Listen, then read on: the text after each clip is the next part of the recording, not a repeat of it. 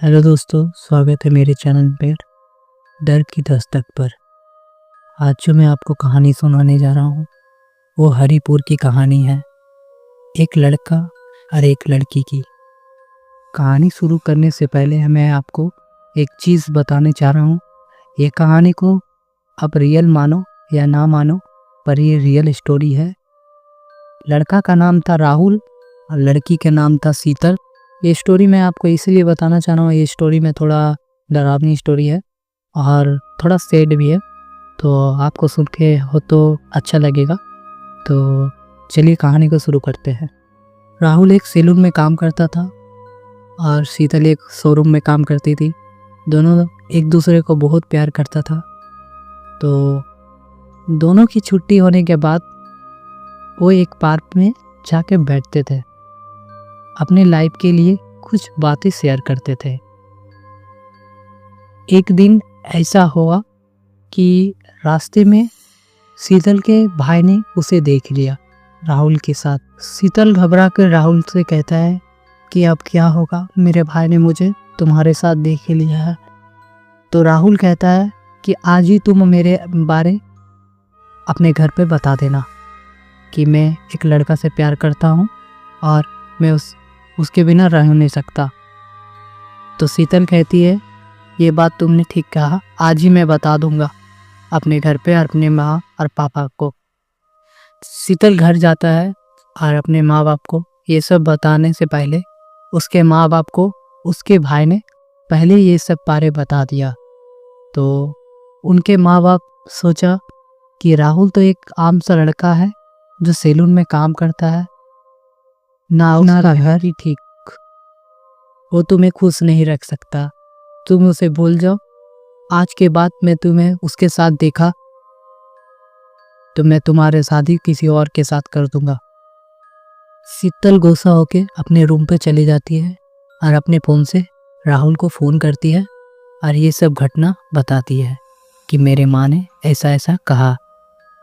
तो राहुल उसे कहता है कि मैं आज ही तुम्हें तुम्हारे घर से लेके चले जाऊंगा, आज हम दोनों भाग जाएं। हेलो दोस्तों, इसके बाद जो होने वाला है ये किसी माँ बाप को करने की उचित नहीं है। तो बहुत जन होता है कि अपने इज्जत और सम्मान के लिए किसी को भी, अपने बेटा हो बेटी हो, उसे भी मिटा देते हैं इज्जत सम्मान के लिए। अपने बेटी की खुशी, बेटा का खुशी, ये सब देख नहीं पाते। चलिए आगे स्टोरी सुनते हैं। ये सब बात शीतल के भाई चुपके चुपके सुन लेता है और जाकर अपने पापा को कह देता है। तभी राहुल शीतल के घर के पीछे पहुंचता है और शीतल को फ़ोन करता है कि चले आओ, मैं आ गया हूँ। तब ये सब बात तो शीतल के पापा पहले से ही जानते थे कि आज मेरी बेटी भागने वाली है। तो वो पहले से अपने छोटे भाई को, पटेल को बुला के लाया था कि आज मैं शीतल को और राहुल को आज जला दूंगा। जैसे शीतल अपने पिछले वाले गेट से बाहर जाने की कोशिश करती है राहुल के साथ, वहाँ उसके पापा उसे पकड़कर उसे बांधकर एक पेड़ के नीचे बांध देता है और शीतल से कहता है कि तुम मेरे इज्जत समाज में कुछ भी नहीं रखी हो, अब तुम्हारा रहना मेरे इज्जत से बड़ा नहीं है। आज तुम और राहुल नहीं बचोगे, आज तुम्हें मैं जिंदा जला दूंगा। तभी शीतल के पापा ने केरासन तेल पूरे उन लोग के देह पे छिड़क कर आग लगा दिया। आग लगाने के बाद अपने घर को चला जाता है और घर पर शीतल के माँ को कहता है, मेरे इज्जत के सामने तुम्हारा बेटी का कोई मूल्य नहीं था, तो मैं उसे जिंदा जला दिया हूँ।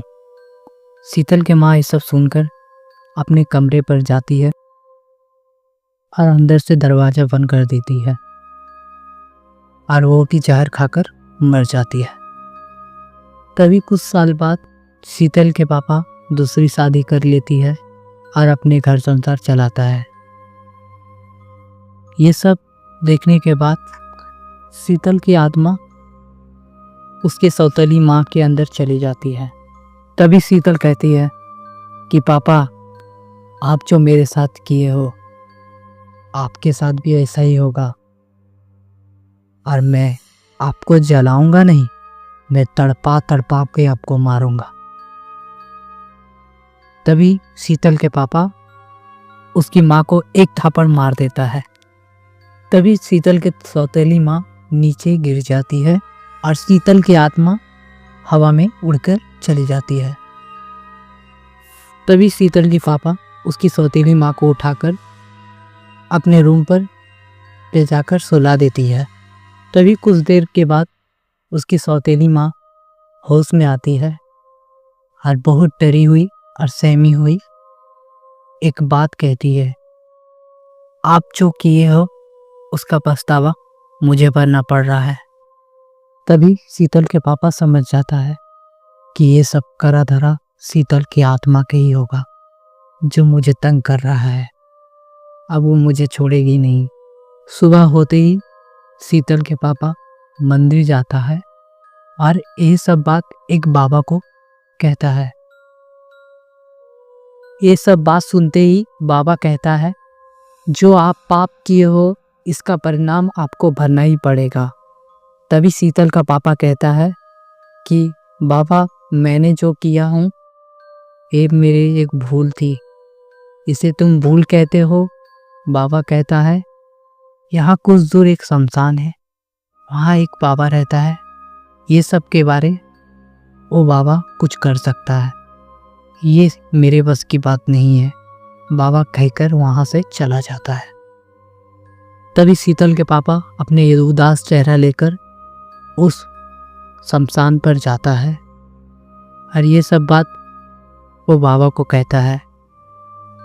तभी बाबा उसे कहता है, आज से तुम अपने घर मत जाओ और यहीं अघोड़ी बनकर रहो। तभी शीतल के पापा कहता है, बाबा ये सब करने के लिए मैं राजी हूँ। तभी बाबा कहता है कि तुम यहाँ अघोड़ी बनकर रहो और अपनी बेटी और उसके प्यार राहुल को अंतिम संस्कार अच्छे से करो, तब उसकी आत्मा शांत होगी। तभी शीतल का पापा कहता है कि बाबा मुझे कुछ काम है, मैं घर से आता हूँ और कल से ही मैं अघोड़ी बन कर और मैं अंतिम संस्कार कर मैं यहाँ अघोड़ी बनकर सारा जीवन रह जाऊँगा। तभी वहाँ से ये सब बात बोलकर शीतल के पापा निकल जाते हैं।